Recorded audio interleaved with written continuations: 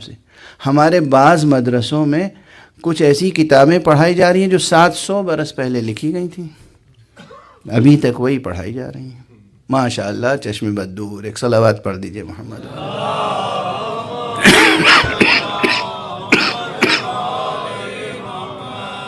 آپ کو اب اندازہ ہو جائے گا کہ کیوں میری باتیں بعض حضرات کو تلخ لگتی ہیں، ناگوار گزرتی ہیں، برداشت نہیں ہوتی ہیں۔ انسان کی زندگی ترقی کر رہی ہے، زمانہ آگے بڑھ رہا ہے۔ مدرسوں میں نصاب کون سا پڑھایا جا رہا ہے؟ 700 سال پرانا، 600 سال پرانا، 200 سال پرانی کتابیں۔ چلیے اس بات کو، اس تلخ جملے کو یہیں ناتمام چھوڑ دیتے ہیں۔ ابھی آپ کے سامنے یہ بات تو واضح ہو گئی کہ اللہ سبحانہ و تعالیٰ کی ذات بے کرا ہیں، تو اس کے اوصاف بھی بے کرا ہیں، اور چونکہ بے کرا اوصاف ہیں اس لیے اس کے نام بھی بے کرا ہیں۔ اب وہ ایک روایت لے کے آپ آ جائیں گے سامنے کہ صاحب یہ رسول پاک سے روایت ہے کہ یہ 99 نام ہیں اللہ کے۔ بھئی وہ ایسا ہی ہے جیسے یونیورسٹی لیول پہ جو کچھ پڑھایا جاتا ہے وہ سب کا سب کے جی نرسری کے لیول پہ تو نہیں پڑھایا جاتا ہے، تو بچوں کو مختصر باتیں پڑھائی جاتی ہیں۔ اس لیے جب ذات باری کا تعارف اللہ نے کرایا تو ابتدائی نصاب یہ تھا کہ 99 نام سکھا دیے۔ یہ ابتدائی فہرست ہے، یہ تھوڑی کہ حصر ہے، اس سے زیادہ کوئی اللہ کا نام نہیں ہے۔ یہ سب اہم باتیں ہیں، بھلا نہ دیجیے گا۔ اسی لیے وہ اس حدیث میں 99 نام ہے۔ آپ جو دعا پڑھتے ہیں، دعائے جوشن کبیر شبہ قدر میں، اس میں کتنے نام ہیں؟ 1000، بلکہ 1001، کیونکہ اکثر بند اس کے ایسے ہیں جس میں 10 نام ہیں اور ایک جگہ 11 نام ہیں۔ اور اصول کافی میں ایک روایت ہے حضرت امام جعفر صادق علیہ السلام سے،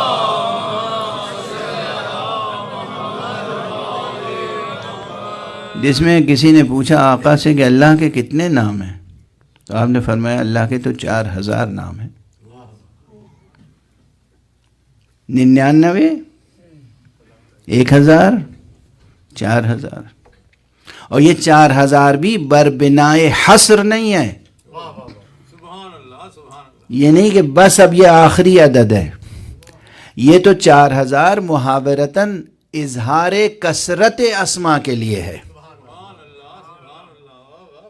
کہنے کا مقصد یہ ہے کہ اللہ کے نام ہزاروں ہیں، اور اسی لیے آپ دیکھیے کہ ابھی بھی اور ہمیشہ یہ جستجو باقی رہے گی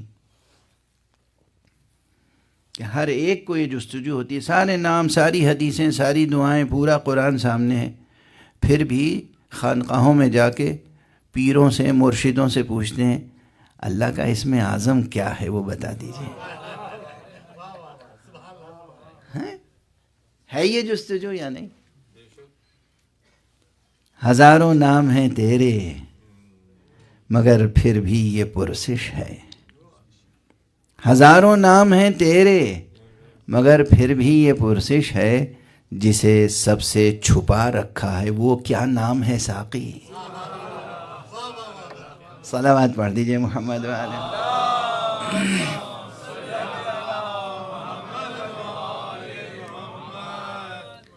واضح ہے اللہ کی ذات عظیم ہے تو اس کے اسماء عظیم ہیں، اور ہمیں سارے اسماء کا حصر اور احصاء اور احاطہ بھی نہیں حاصل ہو سکتا، اور تمام اسماء کا علم بھی حاصل نہیں ہو سکتا، وہ تو اللہ ہے۔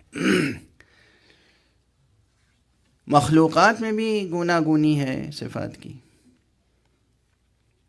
لیکن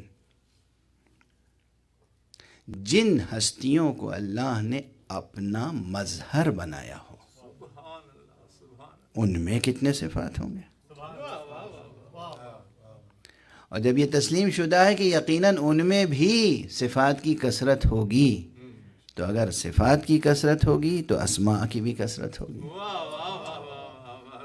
اگر صفات کی کثرت ہوگی تو ناموں کی بھی کثرت ہوگی۔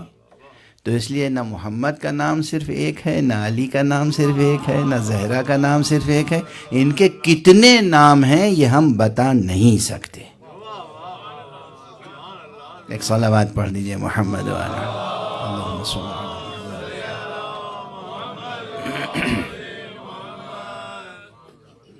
بس جیسے اللہ کا ایک نام سب سے زیادہ مشہور اللہ ہے، ایسے ہی سرکار رسالت مآب کا ایک سب سے مشہور نام محمد ہے صلی اللہ علیہ وآلہ وسلم۔ مولا امیر المومنین کا سب سے مشہور نام علی ہے، حضرت زہرا کا سب سے مشہور نام فاطمہ ہے، حضرت حسن علیہ السلام کا سب سے مشہور نام حسن ہے، حضرت حسین علیہ السلام کا سب سے مشہور نام حسین ہے۔ ورنہ حقیقت میں ان کے کتنے نام ہیں، اور اس کائنات میں کون انہیں کس نام سے پکارتا ہے؟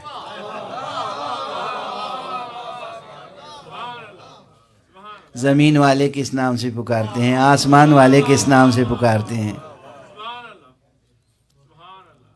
کون بتا سکتا ہے؟ فرشتے کس نام سے پکارتے ہیں، حوریں کس نام سے پکارتی ہیں، جن کس نام سے پکارتے ہیں، افراد بشر میں کون کون کس نام سے پکارتا ہے؟